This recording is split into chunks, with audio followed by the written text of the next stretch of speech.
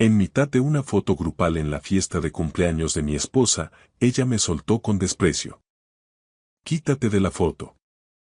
Tu cara está arruinando la estética. Me salí del encuadre y seguí caminando. Me subí a mi coche y me largué de allí sin mirar atrás. Más tarde esa noche, una de sus amigas me envió un mensaje. Todavía está llorando. Lo que mi mujer no sabía era que yo llevaba meses planeando mi salida. Y lo que ocurrió después destruyó por completo la vida perfecta que ella creía haber construido. Mi nombre es Carlos Reverté. Tengo 43 años y, hasta hace 8 meses, pensaba que tenía un matrimonio decente. No perfecto, pero sí decente. Dirijo una exitosa firma de gestión de inmuebles comerciales en Madrid, el tipo de negocio que exige largas jornadas y una atención constante al detalle. Mi esposa, Vanessa, tiene 40 años, trabaja como directora creativa para una agencia de marketing boutique en el barrio de Salamanca y siempre ha estado obsesionada con las apariencias. Cómo se veían las cosas, cómo nos veíamos nosotros, cómo le parecía nuestra vida a todo el que nos observaba. Llevábamos 13 años casados, sin hijos por elección propia. Vanessa decía que los niños interferirían con su trayectoria profesional y, sinceramente, yo me sentía aliviado. Había visto a suficientes amigos míos atrapados en matrimonios miserables, aguantando solo por los hijos. Al menos Vanessa y teníamos la libertad de irnos y las cosas se torcían. Lo que nunca imaginé es hasta qué punto se torcerían. La fiesta de cumpleaños fue en el Picalagartos, ese restaurante de moda en una azotea de la Gran Vía donde los cócteles cuestan 18 euros y las raciones están diseñadas más para Instagram que para el consumo humano real. Vanessa llevaba semanas planeándolo, obsesionada con cada detalle. La lista de invitados, la decoración, el fotógrafo que había contratado para capturar momentos naturales que luego parecerían espontáneos en redes sociales. Me ofrecía ayudar con los preparativos, pero Vanessa me despachaba cada vez. Solo preséntate y no me dejes en evidencia fue su frase exacta. Esa debería haber sido mi primera señal de que la noche no acabaría bien. La fiesta empezaba a las 7. Llegué a las 7 menos cuarto con el traje azul marino que Vanessa me había elegido la semana anterior. Me había hecho probarme 4 opciones distintas, criticando cada una como si fuera la jueza de una pasarela de moda en lugar de estar ayudando a su marido a vestirse para su propia celebración. Cuando entré, Vanessa apenas me reconoció. Estaba demasiado ocupada dirigiendo a su fotógrafo, un chaval de 20 tantos llamado Borja, que no dejaba de llamar la V como si fueran amigos de toda la vida. Ella se había colocado cerca de la barandilla, donde las luces de Madrid creaban el fondo perfecto, con su vestido color burdeos captando los últimos rayos del sol del atardecer. Carlos, ya estás aquí, dijo cuando por fin me vio, con un tono plano. Intenta socializar. No te quedes ahí parado con cara de incómodo. Cogí una copa en la barra e intenté charlar con gente que apenas conocía. Compañeros de trabajo de Vanessa que me trataban como a un mueble. Un mueble caro que combinaba con la decoración pero que no servía para nada concreto. Su mejor amiga, Elena, me dedicó una sonrisa de simpatía al verme solo junto a la mesa de los canapés. ¿Cómo lo llevas?, preguntó Elena en voz baja. Bien, mentí. Solo intento no estorbar. La expresión de Elena sugería que sabía más de lo que decía. Pero antes de que pudiera responder, la voz de Vanessa cortó la música ambiental. Todo el mundo, hora de la foto de grupo. Anunció, haciendo señas hacia el lugar designado. Borja va a hacerla antes de que cambie la luz. Me acerqué al grupo de forma natural, situándome en el borde, donde solía estar en estos eventos. Vanessa mantenía una estética muy específica en sus redes. Limpia, pulida, aspiracional. Con los años había aprendido que mi papel en su narrativa visual era mínimo. Estar presente, pero sin destacar. Pero, al parecer, aquella noche incluso una presencia mínima era demasiado. Carlos, ¿qué haces? Preguntó Vanessa, con la voz afilada por la irritación. ¿Ponerme para la foto? Respondí confundido. Quítate de la foto, dijo, sin ni siquiera intentar bajar el tono. Tu cara está arruinando la estética. Las palabras me golpearon como un impacto físico. A nuestro alrededor, las conversaciones murieron. La gente que se reía segundos antes se quedó en silencio. Incluso Borja bajó la cámara, claramente incómodo con lo que estaba presenciando. Me quedé allí unos 3 segundos, procesando lo que acababa de decir. Entonces, algo dentro de mí hizo clic. No fue rabia, ni dolor, fue simplemente claridad. Una claridad cristalina sobre en que se había convertido exactamente mi matrimonio. Salí del encuadre y seguí caminando, pasando de largo del grupo de gente que ahora cuchicheaba e intercambiaba miradas incómodas. Pasé por la barra donde había dejado mi copa, pasé junto a Elena, que hizo un gesto hacia mí pero no dijo nada. Fui directo al ascensor. Mi teléfono empezó a vibrar antes de que llegara al coche. Mensaje tras mensaje, llamada tras llamada. Lo ignoré todo. Arranqué el motor, salí del parking y conduje. No a casa. No podía volver a la casa que había compartido con Vanessa durante 13 años. No esa noche.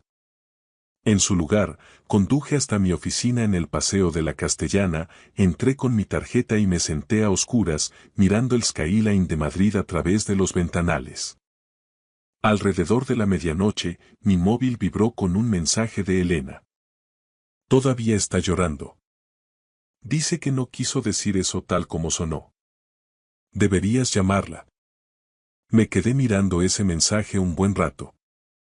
Luego, bloqueé el número de Vanessa y volví a observar las luces de la ciudad. Lo que Elena, Vanessa y todos los de la fiesta no sabían era que yo llevaba 8 meses planeando mi salida. Desde que descubrí que la obsesión de mi mujer por la perfección estética se extendía mucho más allá de los filtros de Instagram. 8 meses antes de la fiesta, volví antes de tiempo de un viaje de negocios. Mi reunión en Sevilla se había cancelado a última hora, así que, en lugar de quedarme a dormir allí, cogí un AVE y estaba de vuelta en casa a las 8 de la tarde de un jueves. La casa estaba a oscuras cuando aparqué, lo cual era raro porque el coche de Vanessa estaba allí. Entré en silencio, pensando que quizás se había acostado temprano con migraña, algo que le pasaba a veces cuando el estrés del trabajo era muy intenso. Pero Vanessa no estaba en la cama. Estaba en mi despacho, sentada a mi escritorio, revisando los archivos de mi ordenador. ¿Qué haces? Pregunté desde el umbral. Dio un salto, literalmente, llevándose la mano al pecho. Dios, Carlos, me has asustado. Estoy con tu ordenador porque necesitaba revisar una cosa para el trabajo. Mi portátil se ha quedado sin batería y no encontraba mi cargador. Ya estaba cerrando ventanas, moviéndose demasiado rápido, con una explicación demasiado ensayada. Entré más en la habitación. ¿Qué estabas buscando? Solo un archivo para una presentación con un cliente, dijo poniéndose en pie y alisándose el vestido. ¿Cuándo has llegado?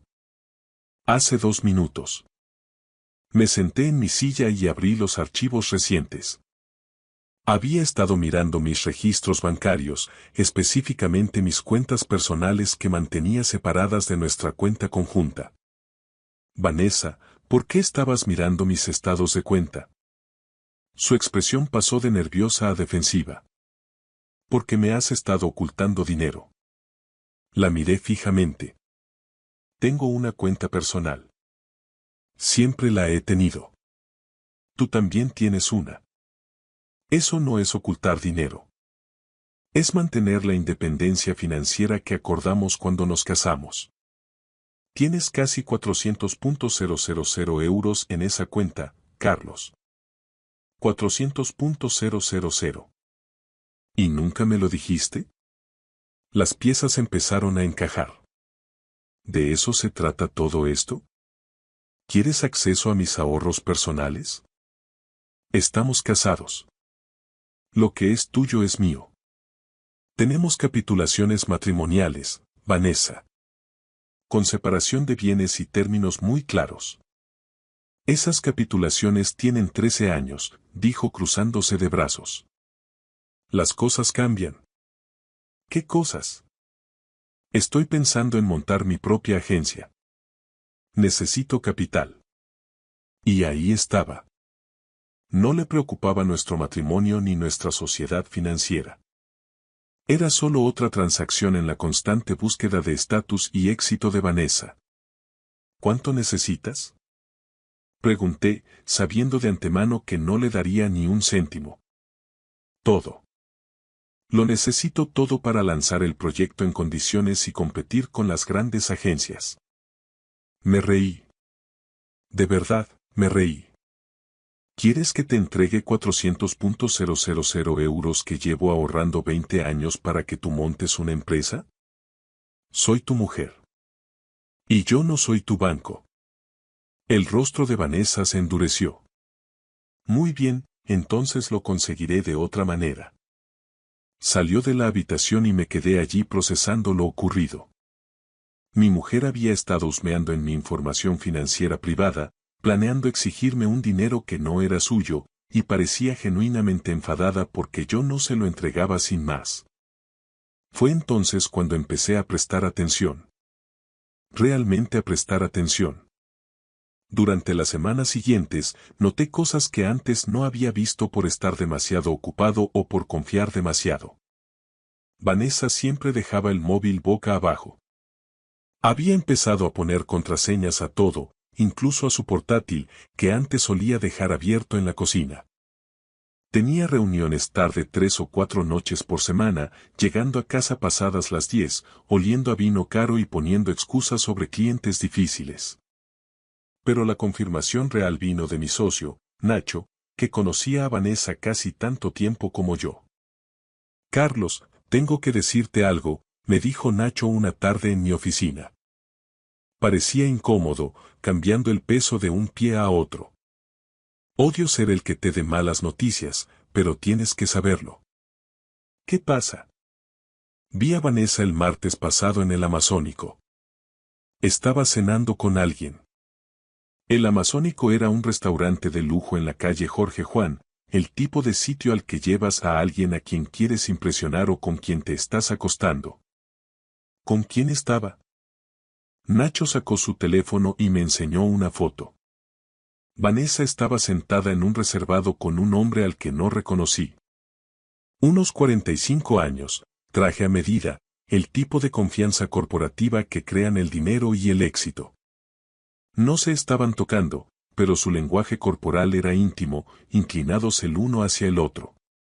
La mano de Vanessa sobre la mesa, lo suficientemente cerca de la suya como para hacer algo casual o intencionado. ¿Quién es? Alejandro Castro, el CEO de Castro Digital. Son una de las mayores firmas de marketing de Madrid. Todo encajó. Las reuniones nocturnas, la nueva obsesión con su apariencia, el interés repentino por mi dinero. Vanessa no solo pensaba en montar su propia agencia. Planeaba dejarme por alguien con más dinero, más estatus y más atractivo estético. Agradecí a Nacho y pasé el mes siguiente reuniendo pruebas. No por venganza, sino por protección. Conocía a Vanessa, sabía que intentaría pintarme como el villano, inventando una narrativa sobre un marido negligente que no apoyaba sus sueños. Necesitaba pruebas de lo que ella era en realidad. Contraté a una detective privada, una mujer llamada Raquel Torres, especialista en casos de familia. Raquel fue meticulosa. En 2 semanas tenía fotografías de Vanessa viéndose con Alejandro Castro en hoteles, restaurantes y en su ático del centro. Ni siquiera se esforzaban en ocultarlo. Simplemente asumían que yo era demasiado tonto o estaba demasiado ocupado para darme cuenta. El informe de la detective confirmó mis sospechas. Vanessa llevaba viéndose con Alejandro casi 6 meses. Se habían conocido en un congreso del sector y, al parecer, Decidieron que eran almas gemelas o cualquier término que use la gente para justificar que se está cargando su matrimonio. Alejandro estaba en proceso de divorciarse de su segunda mujer y, según las fuentes de Raquel, le había prometido a Vanessa un puesto directivo en su firma en cuanto ella se librara de mí. Pero lo que pasa con gente como Alejandro Castro es que no llegan a la cima por ser amables o cumplir promesas. Llegan usando a las personas y desechándolas cuando ya no son útiles. Me guardé todo esto para mí. Seguí con la rutina de la vida matrimonial mientras me preparaba para lo inevitable. Moví dinero a cuentas que Vanessa no conocía. Actualicé mi testamento. Hice copias de todos nuestros documentos financieros. Incluso empecé a mirar pisos, sitios a los que ir cuando todo estallara. La fiesta de cumpleaños iba a ser mi oportunidad de salida. Tenía planeado quedarme hasta la cena, hacer acto de presencia por sus amigos y familia, y luego decirle en privado al día siguiente que quería el divorcio. Limpio, sencillo, digno. Pero cuando me dijo que me quitara de la foto, cuando me humilló delante de 50 personas solo para mantener su estética perfecta, algo cambió. Me di cuenta de que no le debía dignidad, ni una conversación privada, ni una salida elegante. Ella había convertido nuestro matrimonio en una representación pública. Yo lo terminaría de la misma manera. A la mañana siguiente, me desperté en el sofá de mi oficina. Tenía el cuello rígido, el traje arrugado y 73 llamadas perdidas. La mayoría eran de Vanessa, algunas de sus amigas, un par de su madre, de quien siempre sospeché que no le caía muy bien. Las ignoré todas y llamé a mi abogado. David, soy Carlos Reverté. Necesito presentar la demanda de divorcio hoy mismo. David ya esperaba la llamada, lo habíamos hablado hacía 3 meses. Tendré los papeles listos para el mediodía. ¿Quieres que se los entreguemos nosotros o lo haces tú? Que se los entreguen en su oficina a las 2 de la tarde. Asegúrate de que su asistente esté delante para verlo. Si Vanessa quería drama público, le daría drama público. Pasé la mañana en el gimnasio, luego fui a la peluquería, me compré 3 trajes nuevos y me mudé al apartamento amueblado que había alquilado 2 semanas antes bajo una sociedad limitada que mi abogado había configurado. Para cuando los papeles del divorcio llegaron a la oficina de Vanessa, yo ya estaba instalado en mi nuevo sitio con un whisky y 0 remordimientos. Mi teléfono explotó sobre las 2:30, pero yo ya había bloqueado su número. Finalmente, sobre las 6, llamó Elena. Carlos, ¿qué narices está pasando? He pedido el divorcio. Bastante claro, ¿no? ¿Por lo que pasó en la fiesta? No quiso decir eso, estaba estresada porque todo saliera perfecto. Elena, te voy a decir algo porque siempre te has portado bien conmigo. Vanessa lleva 6 meses de lío con Alejandro Castro. Me iba a dejar de todas formas. Lo de la foto solo ha acelerado mis planes. Silencio. Luego. ¿Cómo sabes lo de Alejandro? ¿Tú lo sabías? Sospechaba que estaba rara últimamente. Pero Carlos no tenía pruebas. Y no quería meterme en tu matrimonio por una sospecha. Te lo agradezco. Pero yo sí tengo pruebas. Fotos, registros financieros, todo lo que necesito. ¿Y qué vas a hacer? Divorciarme, proteger mi patrimonio y seguir con mi vida. Elena suspiró. Va a pelear, lo sabes. Que pelee. Perderá. Después de colgar, abrí el informe de la detective en mi portátil. 200 páginas de documentación. Fotos de Vanessa y Alejandro en hoteles, registros de mensajes y transacciones financieras que demostraban que Alejandro había estado pagando la peluquería de Vanessa, su nuevo vestuario e incluso al fotógrafo de su fiesta de cumpleaños. Ese último detalle me hizo reír. Yo pagué el sitio, la comida y el alcohol, pero Alejandro pagó a Borja para capturar el momento estético perfecto de Vanessa. El momento en que ella me humilló delante de 50 personas para quedar mejor ante los ojos de su amante. El divorcio avanzó rápido. Vanessa intentó impugnar las capitulaciones, alegando que las firmó bajo coacción hace 13 años, que yo la presioné para separar bienes porque nunca confié en ella. Mi abogado demolió ese argumento en 15 minutos durante la primera mediación. Señora Reverte, dijo David con voz calmada pero firme, usted estuvo representada por su propio abogado cuando firmó esto. Negoció términos muy favorables. No hubo coacción. La abogada de Vanessa, una tiburón llamada Patricia Vance, intentó otro ángulo. Mi cliente merece una compensación por 13 años de trabajo emocional, apoyando la carrera del SR. Reverté mientras sacrificaba su propio avance. Casi me río. Vanessa siempre se había centrado más en su carrera que en la mía. David estaba listo.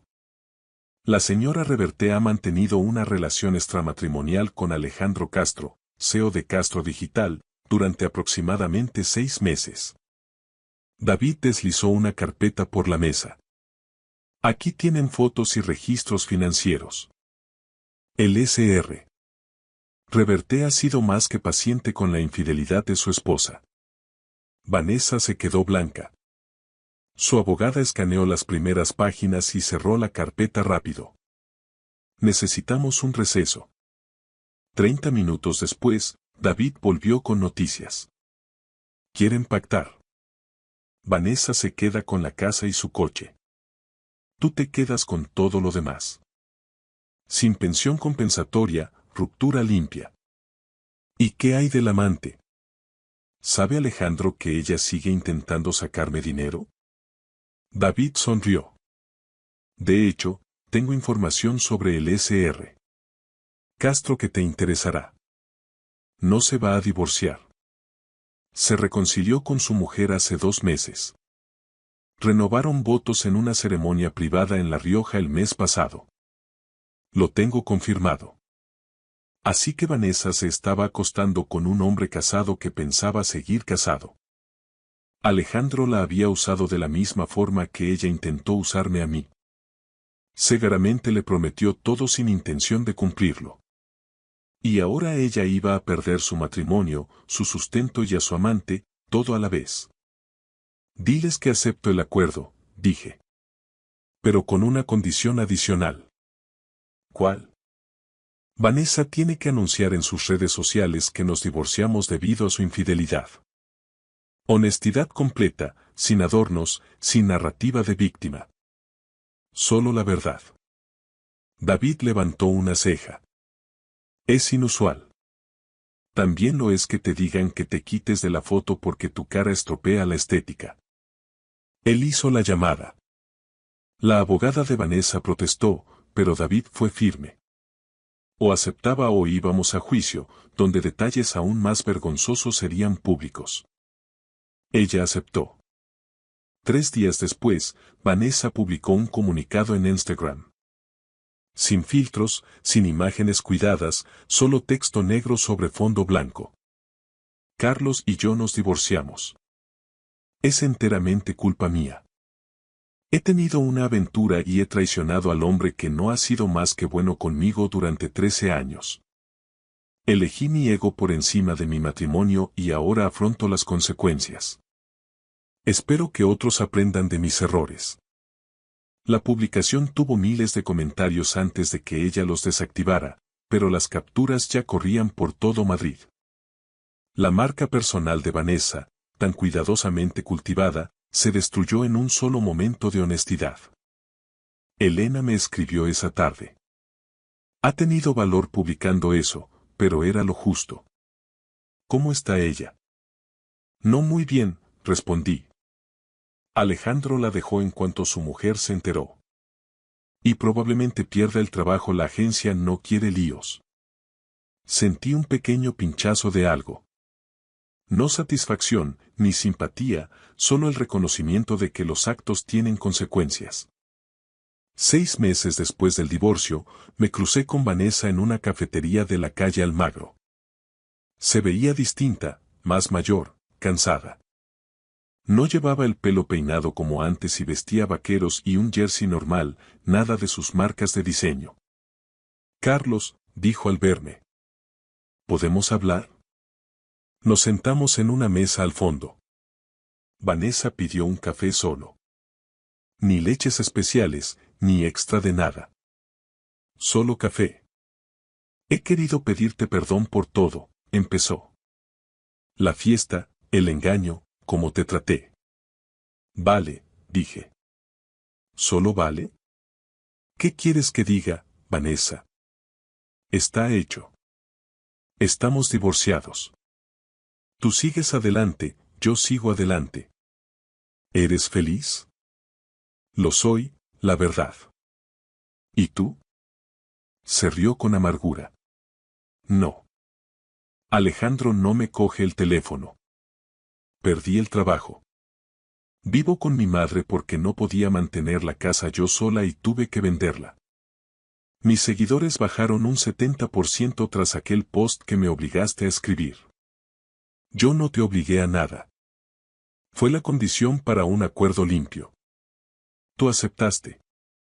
Lo sé, dijo rodeando la taza con las manos. Ojalá pudiera volver atrás y hacer las cosas de otra forma.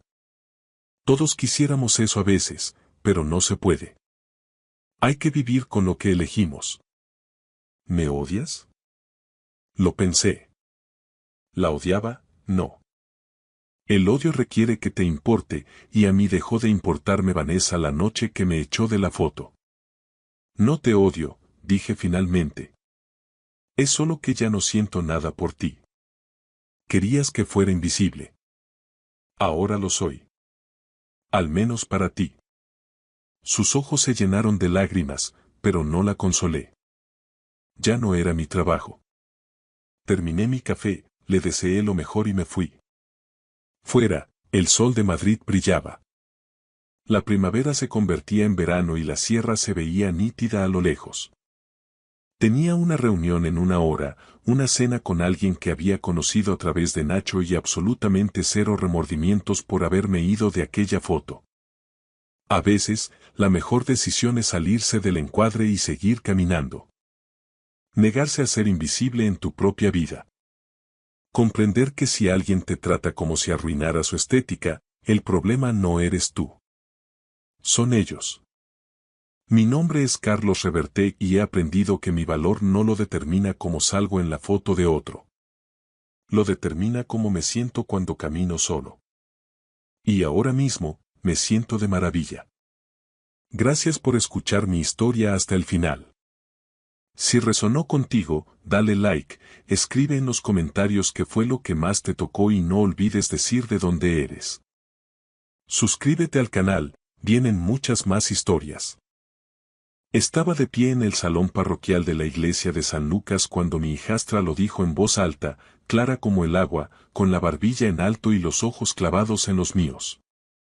El mejor regalo para mi boda, dijo ella, sería que desaparecieras de nuestra familia para siempre. La sala se quedó en silencio. Las sillas plegables, los manteles blancos, una bandeja a medio terminar de polvorones de azúcar. Esperé a que mi esposa se reitera, restándole importancia. Esperé a que dijera algo. No lo hizo. Carmen asintió. Ese fue el momento. No fue algo ruidoso ni dramático, solo un pequeño y ordinario asentimiento que se sintió como una puerta cerrándose en algún lugar profundo de mi pecho. 3 semanas después, estarían en ese mismo salón, con las voces alzadas, las caras rojas, mirando una casa vacía y preguntándose cómo todo pudo desmoronarse tan rápido. Pero en aquel entonces, en esa habitación silenciosa, todo lo que hice fue respirar hondo y contar hasta 3. No discutí. No levanté la voz. No supliqué.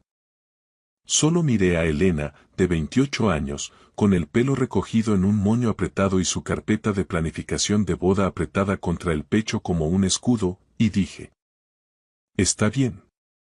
Ella parpadeó, como si no hubiera esperado esa respuesta. Ahora, permítanme retroceder un poco. Mi nombre es Tomás Gallegos. Tenía 54 años esa primavera y vivía en Pozuelo de Alarcón, Madrid. Había sido electricista la mayor parte de mi vida.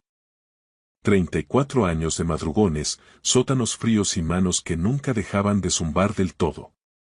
Incluso cuando intentaba dormir, mis nudillos estaban gruesos y mis dedos medio entumecidos por años de pelar cables y apretar bornes. Carmen y yo llevábamos casados 12 años. Ella vino con una hija, Elena, que tenía 16 años cuando la conocí. Su padre biológico se había ido hacía mucho tiempo. Yo no intenté reemplazarlo, simplemente estuve allí. Recogidas del instituto, pinchazos de neumáticos, prácticas de conducir en el aparcamiento del centro comercial. Le enseñé a aparcar en línea con mi vieja furgoneta, con mi pie sobre el freno y mi voz calmada. Incluso cuando golpeaba el bordillo.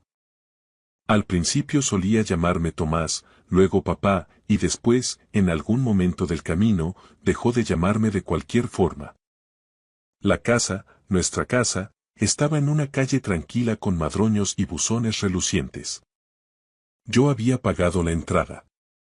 Mi nombre estaba en la hipoteca, y el de Carmen también. A Elena le gustaba llamarla la casa familiar, especialmente cuando hablaba de organizar meriendas pre-boda y cenas de ensayo allí. La boda se había apoderado de todo. Fincas, catering, floristas. La voz de Elena por el altavoz mientras Carmen caminaba de un lado a otro de la cocina, asintiendo, sonriendo, diciendo: por supuesto, cariño. Yo pagué la mayor parte sin quejarme. Eso es lo que uno hace. Me decía a mí mismo. Inviertes en la gente a la que amas. La reunión en la iglesia debía ser sencilla. Recuento final de invitados, plano de las mesas, quién se sentaba con quién. Elena estaba al frente con su carpeta, pasando páginas como una jefa de proyecto. Entonces se aclaró la garganta. Solo hay una cosa más, dijo, mirando primero a Carmen y luego a mí. No quiero que haya ninguna situación incómoda el día de mi boda. Carmen se removió en su silla. Conocía ese gesto. Lo hacía cuando no quería elegir bando. Elena continuó. La gente podría confundirse. Quiero decir, no eres realmente mi padre. Asentí una vez. Esa parte no dolió tanto como ella probablemente pensaba. Y sinceramente, dijo ella, significaría mucho si simplemente dieras un paso atrás. Por completo. Esperé. Ella tomó aire y terminó. El mejor regalo sería que desaparecieras de nuestra familia para siempre. Miré a Carmen. 12 años de matrimonio, cuentas bancarias compartidas, mañanas tranquilas de domingo. Busqué en su rostro algo. Cualquier cosa. Ella asintió. Recuerdo haber notado que fuerte sonaba el reloj de la pared después de eso. Tic, tic, tic. Está bien, dije de nuevo. Esa noche, preparé una pequeña bolsa de lona. Unos vaqueros, camisas de trabajo, mi cepillo de dientes. Dejé el resto. Las fotos familiares, el sofá que había arreglado 2 veces, los estantes del garaje que construí con mis propias manos. Carmen observaba desde el umbral del dormitorio. Tomás. Dijo, como si fuera a añadir algo más, pero no lo hizo. Dejé las llaves de la casa en la encimera, justo al lado de la carpeta de la boda. Dormí en mi furgoneta esa primera noche, aparcado detrás de una gasolinera en la A6. El olor a café y bollería industrial salía cada vez que se abría la puerta de la tienda. Me senté allí con un vaso de café malo, con las manos envolviéndolo, mirando a la nada. Por la mañana, mi teléfono estaba lleno de mensajes, llamadas perdidas, textos confusos. Elena preguntando qué intentaba tramar, Carmen preguntando dónde estaba. No respondí. En su lugar, fui a trabajar, tiré cable, apreté tornillos, hice mi trabajo. El mundo no se acabó solo porque mi matrimonio lo hubiera hecho. Durante el almuerzo, me senté en la furgoneta y miré la aplicación del banco en mi móvil. Los pagos de la hipoteca que había hecho durante años, la póliza de seguro a mi nombre, la escritura que había firmado sin pensarlo mucho en su momento. Desaparece, pensé. Muy bien, lo haría. Pero desaparecer no significaba esfumarse en el aire. Significaba retirarme con cuidado y dejar que todo aquello en lo que ellas se apoyaban sintiera el peso de esa ausencia.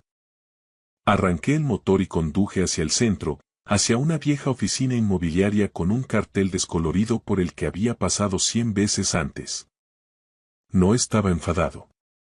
Todavía no. Simplemente había terminado. No fui directamente a la inmobiliaria. Pasé por delante una vez y luego di la vuelta a la manzana, con el intermitente haciendo clic como si marcara el ritmo de mis pensamientos. No estaba temblando, lo cual me sorprendió, pues siempre asumí que algo así vendría acompañado de gritos, furia o una puerta destrozada. En cambio, me sentía vacío, como si alguien me hubiera vaciado por dentro y se hubiera olvidado de rellenarme.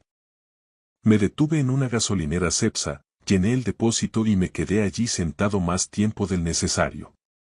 Un hombre mayor en el surtidor de al lado me hizo un gesto con la cabeza, ese tipo de mirada que compartimos los hombres de nuestra edad.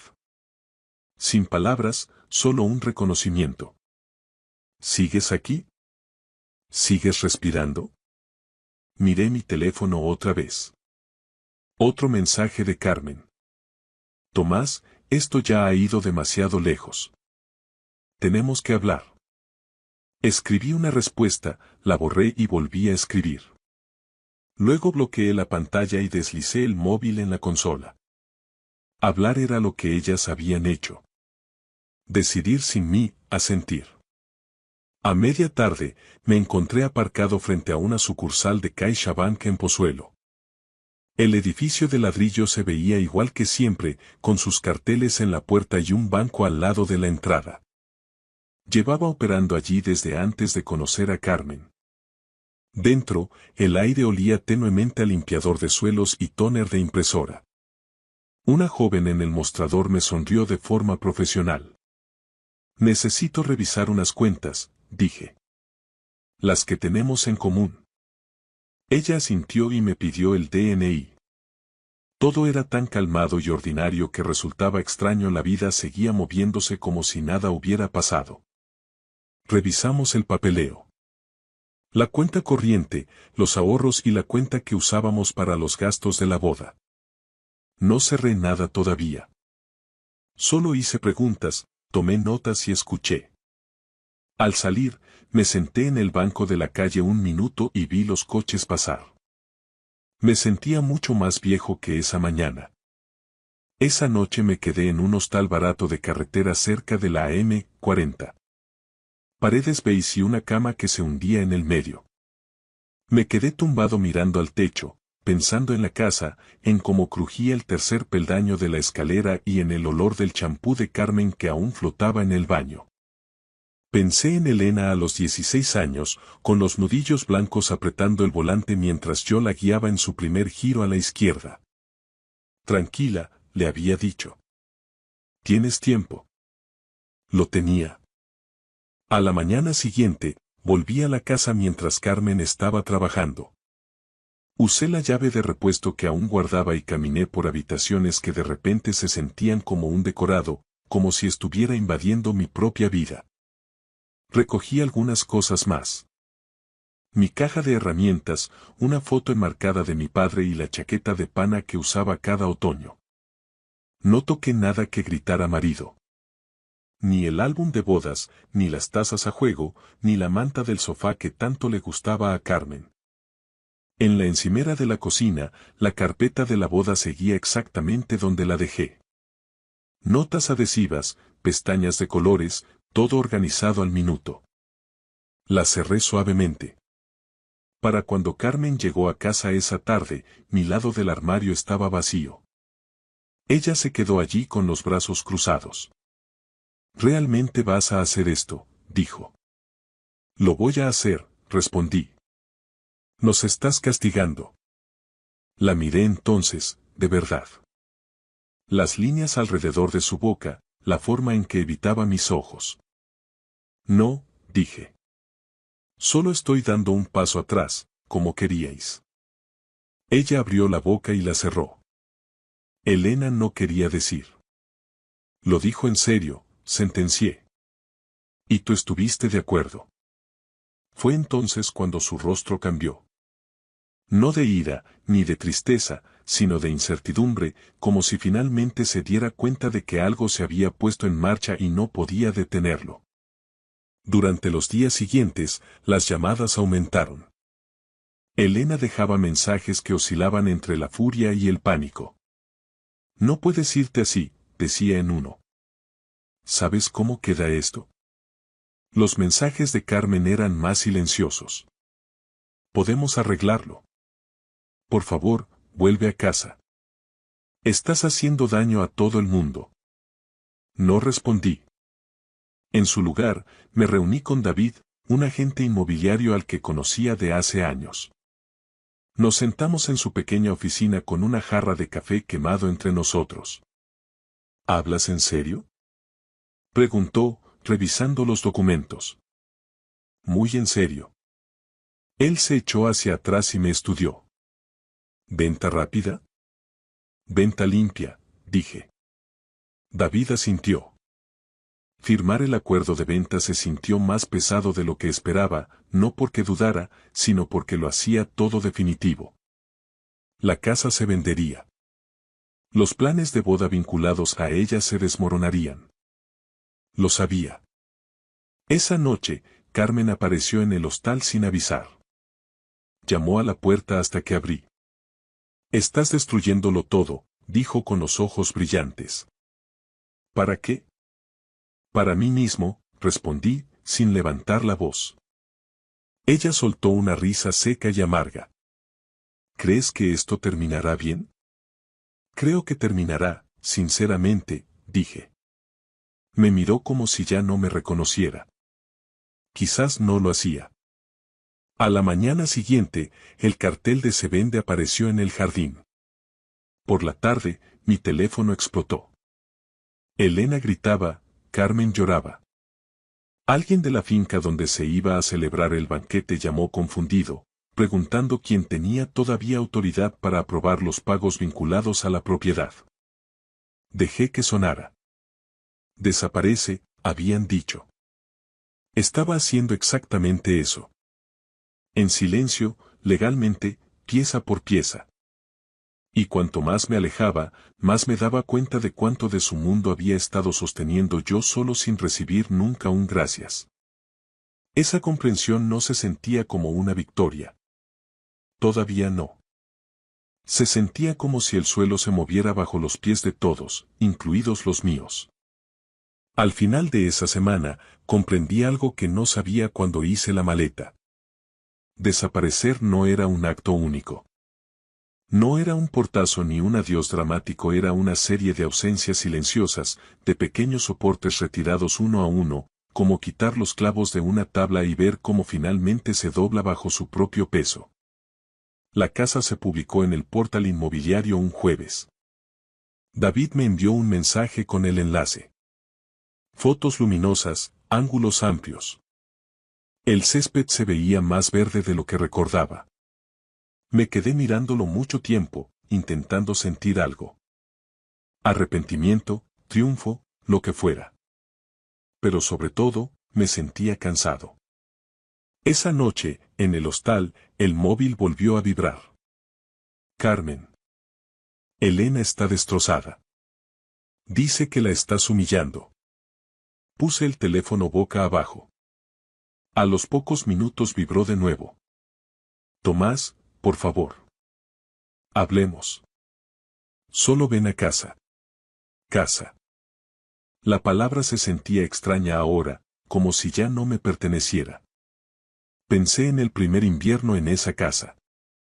Cómo me levantaba temprano para quitar la nieve de la entrada antes de ir a trabajar para que Carmen no resbalara.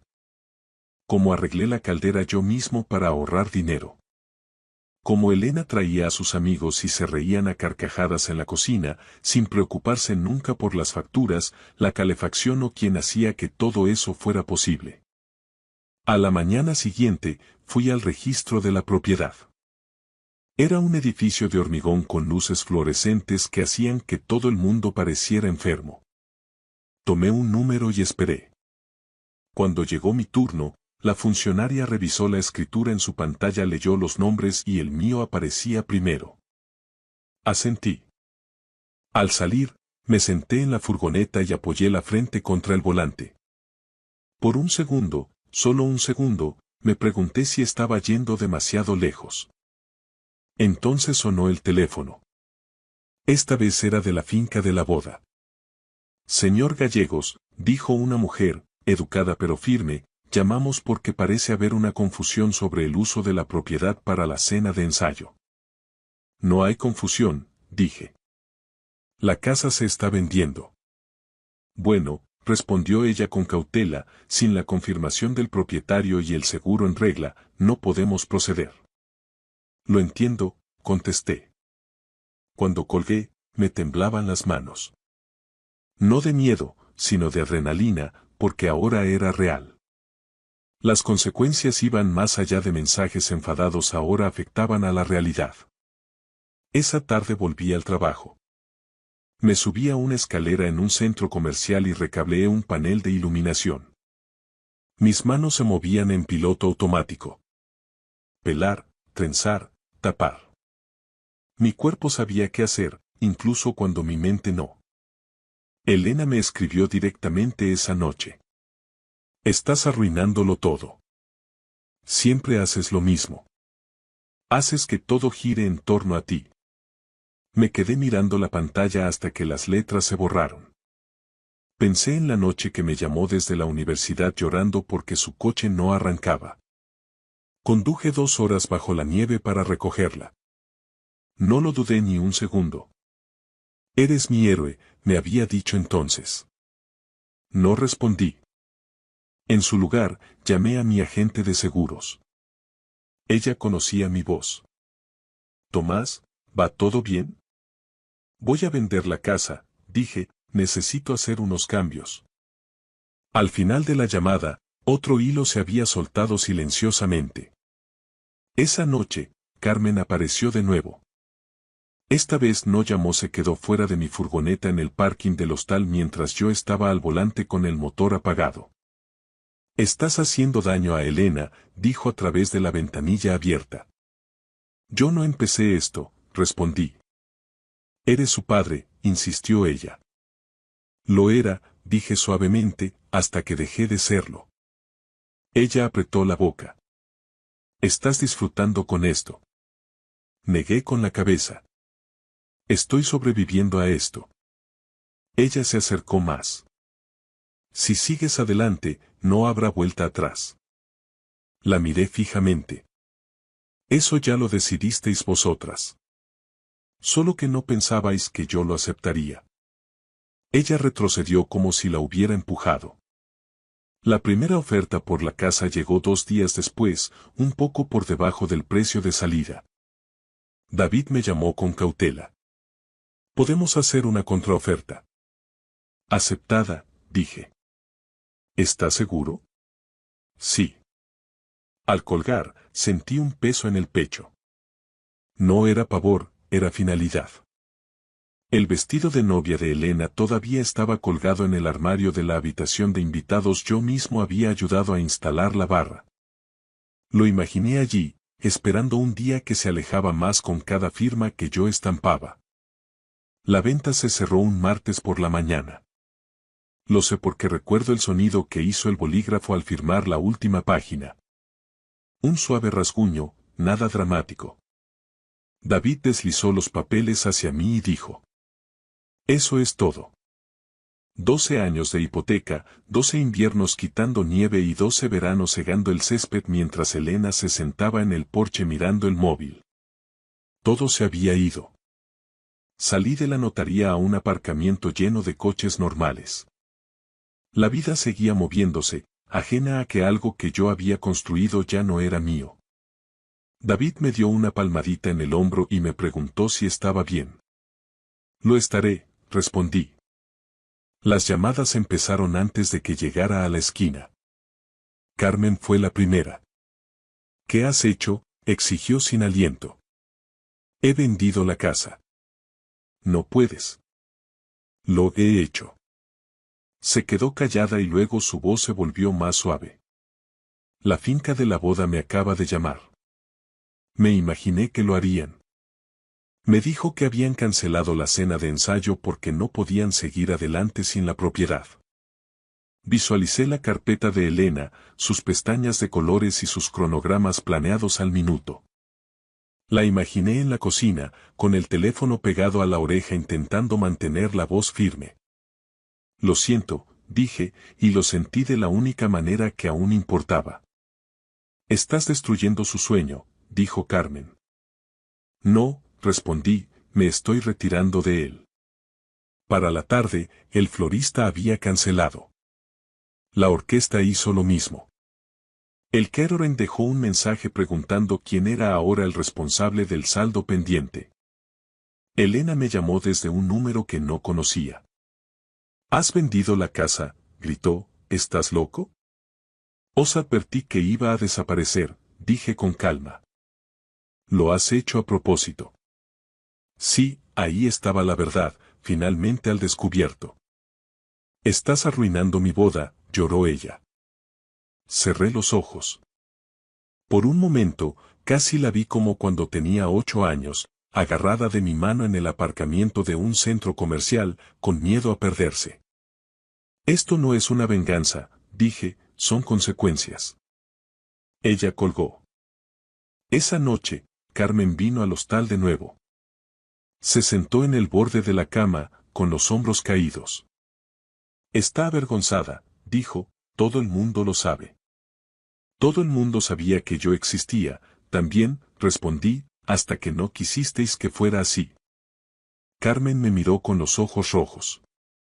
Nunca pensé que llegarías tan lejos. Yo nunca pensé que asintieras, dije. La habitación se quedó inmóvil. 2 días después, el comprador organizó una jornada de puertas abiertas. Carteles en el jardín, globos en el buzón y extraños caminando por las habitaciones donde había transcurrido mi vida. Elena apareció durante una de las visitas. Yo no estaba allí, pero los vecinos me contaron después. Gritos, portazos y una mujer llorando en los escalones de la entrada mientras la gente fingía no mirar. Esa noche, recibí un mensaje de un número desconocido. Tomás, soy Ricardo, tu vecino. Solo quería saber cómo estás. No parece correcto que no estés por aquí. Me quedé mirando ese texto más tiempo del que debería. Un vecino había notado mi ausencia antes que mi propia familia. La boda se pospuso oficialmente el lunes siguiente. Elena publicó un mensaje vago en redes sociales sobre personas tóxicas y poner límites. Carmen dejó de escribirme por completo.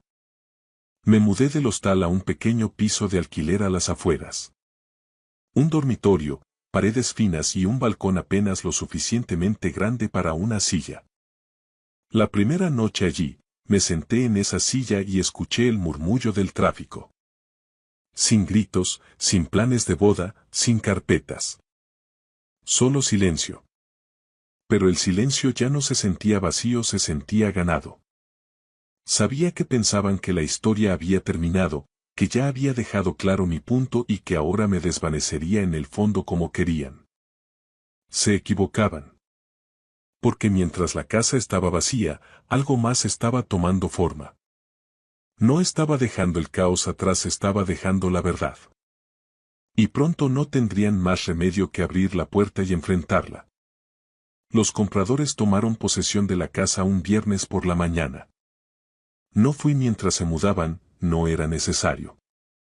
Ya había estado allí a principios de semana, a solas con las habitaciones desnudas y el aire oliendo a polvo y limpiador de limón. Caminé por la casa una última vez, despacio, sin tocar nada, escuchando el eco de mis pasos como si estuviera en el recuerdo de otra persona. Llevé una caja. No pesaba mucho, solo papel. La puse sobre la encimera de la cocina, justo donde Carmen solía dejar las facturas y Elena desplegaba sus carpetas. La encimera aún tenía un pequeño arañazo de aquella vez que se me cayó un destornillador años atrás. Siempre quise lijarlo, pero nunca saqué tiempo. Dentro de la caja había un solo archivador negro, grueso, de los que usan los contables. En el lomo, con letras de imprenta, escribí: lo que desaparece. Dentro había pestañas limpias y etiquetadas. Pagos de hipoteca, seguros y suministros, educación y gastos médicos, gastos de boda, extras. Cada sección contenía copias, recibos, extractos bancarios y notas de mi puño y letra con fechas e importes. Sin opiniones, sin insultos. Solo hechos. Encima del archivador puse un sobre dirigido a Elena. Me quedé allí mucho tiempo después de dejarlo. Lo suficiente para sentir el peso de los años sobre mis hombros. Luego me fui sin decírselo a nadie. La llamada llegó esa tarde. No fue Carmen, fue el prometido de Elena, Marcos. Un hombre educado y callado. ¿Qué es esto?, preguntó con la voz tensa. Ábrelo, respondí. Hubo una pausa, el sonido del papel moviéndose y un suspiro profundo. Madre mía, murmuró él. Carmen también debía de estar allí, porque podía oírla llorar de fondo. La voz de Elena se alzó, aguda y en pánico, diciendo que aquello era una manipulación planeada. Lo he documentado, dije, hay una diferencia. Estás intentando avergonzarnos, sollozó Carmen. Estoy diciendo la verdad, respondí, públicamente por primera vez. Estaban en la casa vacía, con los vecinos pasando por delante. Imaginé a Elena pasando las hojas, deteniéndose en números que nunca había notado. La hipoteca mensual de 1.250, el depósito de la finca de 14.900, el florista, la música. Todo pagado desde la misma cuenta. En extras incluí lo que ella había olvidado. El dinero para gasolina de sus viajes en la universidad, los deducibles del seguro y aquel invierno en que cubrí su alquiler cuando su compañera de piso la dejó tirada. Al final estaba la carta. Una sola página. Elena, me pediste que desapareciera. Esto es lo que desaparece cuando lo hago. No hay ira en esto, solo cuentas. Espero que el día de tu boda siga siendo hermoso. No estaré allí para verlo. Tomás. Oí a Marcos respirar pesado por la línea. ¿Sabías todo esto?, le preguntó a Elena. El silencio de ella fue más ruidoso que cualquier grito. Los vecinos se congregaban en la acera. Ricardo, con los brazos cruzados, fingía mirar su móvil mientras escuchaba. Alguien susurró, alguien sacudió la cabeza. Tomás, por favor, dijo Carmen con la voz quebrada, ya has dejado claro tu punto. No he dejado claro nada, respondí, he respondido a una petición. Elena gritó entonces, un sonido crudo y furioso, y colgó. Más tarde, Ricardo me contó que Elena lanzó el archivador por la habitación y los papeles volaron como hojas secas. Marcos los recogió uno por uno. Por la noche, la historia ya se había extendido entre amigos de la iglesia y posibles invitados. No había rumores que corregir, la verdad estaba tabulada y etiquetada sobre la encimera. Esa noche no le cogí el teléfono a Carmen. Me senté en mi balcón de alquiler y vi cómo el cielo se ponía del color del cobre oxidado. Por primera vez en semanas, mis manos no temblaban. No me sentía victorioso, me sentía limpio. A la mañana siguiente llegó un correo de Marcos. No lo sabía. Lo siento. No creo que estemos listos para casarnos. Carmen me envió un último mensaje. Ojalá hubieras luchado más. Le respondí con una frase. Lo hice, en silencio, durante años. Fue lo último que le dije. El tiempo pasó. El verano dio paso al otoño. Me establecí en un ritmo. Café a las 5:30, trabajo constante y un cansancio honesto. Ya no había tensión zumbando en las paredes. Ricardo vino a verme en octubre.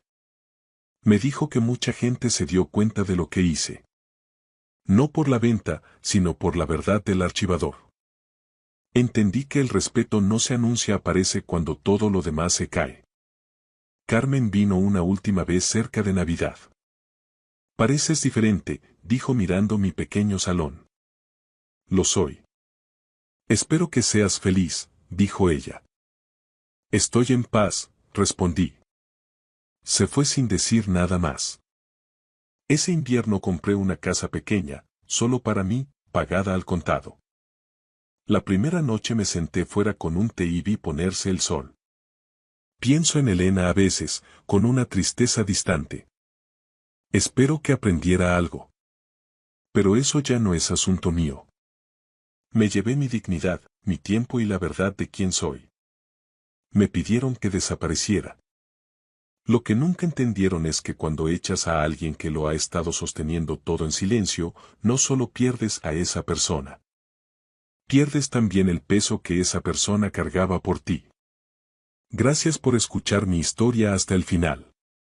Si resonó contigo, dale like, escribe en los comentarios qué fue lo que más te tocó y no olvides decir de dónde eres. Suscríbete al canal, vienen muchas más historias.